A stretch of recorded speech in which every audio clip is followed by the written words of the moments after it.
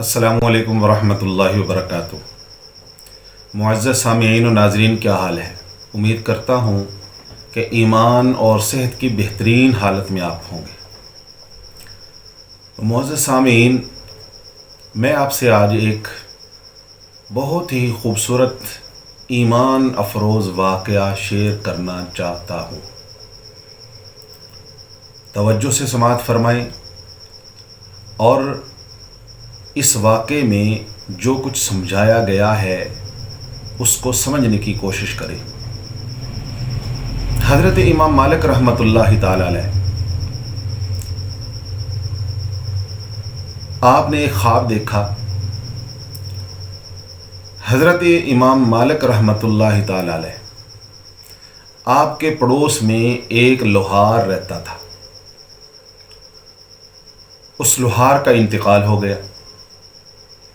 जब इंतकाल हुआ तो एक दिन हज़रत इमाम साहब आराम फरमा रहे हैं, सो रहे हैं, तो सोते हुए आपने उस लोहार को देखा कि वो जन्नत के बाला खानों में मज़े कर रहा है, जन्नत की सैरों में, जन्नत के बागात में वो मगन और मसरूफ़ है। हज़रत इमाम मालिक रहमतुल्लाहि ताला अलैह बड़े हैरान हुए। सुबह उठे, नमाज फ़जर अदा की। नमाज फ़जर अदा करने के बाद हज़रत इमाम मालिक रहमतुल्लाहि ताला अलैह अपने पड़ोस गए, दरवाज़ा खटखटाया। उसकी अहलिया आई तो उनसे पूछा कि तुम्हारा खामद क्या करता था? वो बड़ी हैरान हुई, बड़ी परेशान हुई, पूछने लगी कि इमाम साहब क्या बात है? हज़रत इमाम मालिक रहमतुल्लाहि ताला अलैह ने फरमाया कि मैंने रात ख्वाब में तुम्हारे शोहर, तुम्हारे घर वाले, तुम्हारे खामद को देखा है कि वो जन्नत के बाला खानों में, जन्नत के बागात में सैरें कर रहा है। तो मैं बड़ा हैरान हुआ, तो इसलिए पूछने आया हूँ कि क्या अमल करता था, कौन सा उसका ऐसा अमल था जिसकी वजह से अल्लाह ताला ने उसकी बख्शिश फरमा दी, उसकी मग़फ़िरत फरमा दी, उसे जन्नत के बाला खाने अता फरमा दिए, जन्नत की सैरों में लगा हुआ है। तो उसकी बीवी कहने लगी कि इमाम साहब, मैंने ऐसा कोई ख़ास अमल नहीं देखा। नमाज़ पढ़ता था, रोज़े रखता था, सच बोलता था, हज की ख्वाहिश थी, मेरे साथ अच्छे मामलात थे, मेरे हुकूक़ अदा करता था। फरमाने लगे नहीं, कुछ बात है।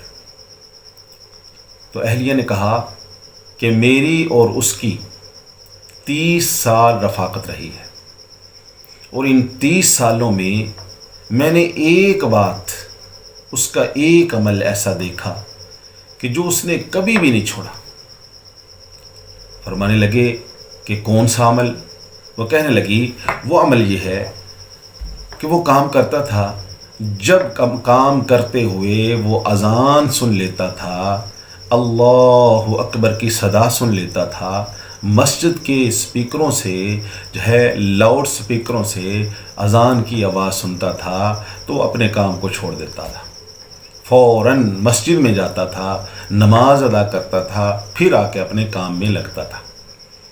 एक मर्तबा ऐसे हुआ कि उसने अपना हथौड़ा जो था वो उठाया हुआ है, सामने लोहा रखा हुआ है और उस पर ज़रब लगाने के लिए तैयार है।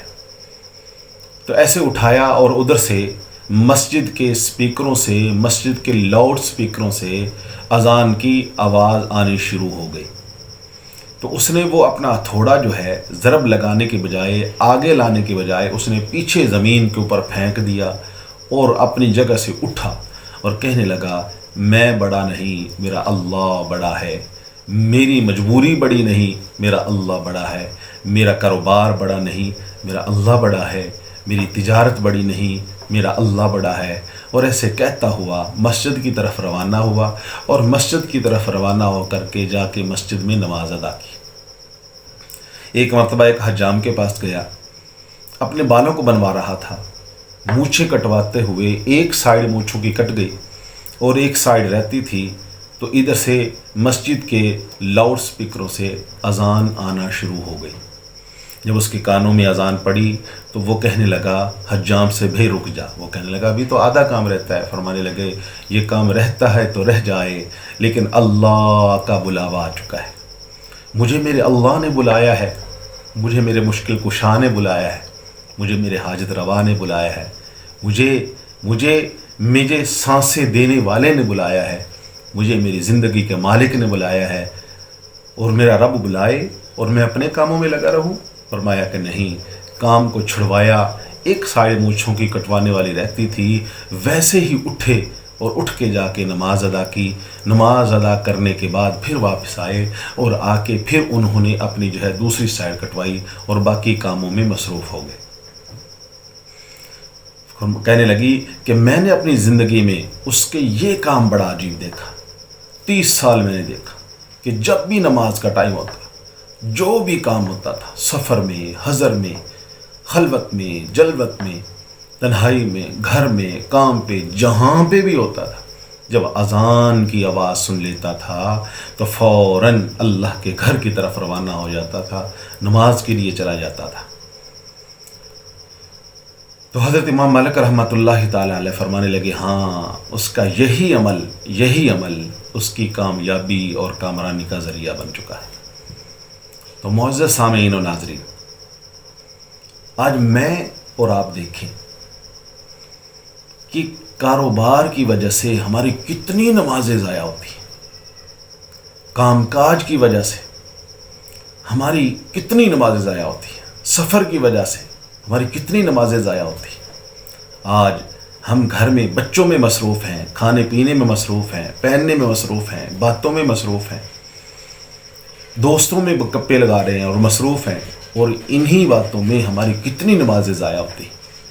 تو خدا کے لیے جہاں بھی ہوں، سفر میں ہوں، حضر میں ہوں، خلوت میں ہوں، جلوت میں ہوں، اپنوں میں ہوں، بیگانوں میں ہوں، کام پہ ہوں، تجارت پہ ہوں، جہاں پہ بھی ہوں، جب اللہ کا بلاوا آئے تو فوراً سب کچھ چھوڑ کر اللہ کے گھر کی طرف روانہ ہو جائے۔ اللہ بلائے تو اللہ کے بلانے پہ لبیک کہتے ہوئے اللہ کے سامنے جھک جایا جائے، اسی میں نجات ہے۔ اللہ تعالیٰ مجھے، آپ کو، ہم سب کو ان باتوں پہ عمل کرنے کی توفیق عطا فرمائے۔ اللہ تعالیٰ میرا آپ کا دنیا و آخرت میں حامی و ناصر ہو۔ السلام علیکم ورحمۃ اللہ وبرکاتہ۔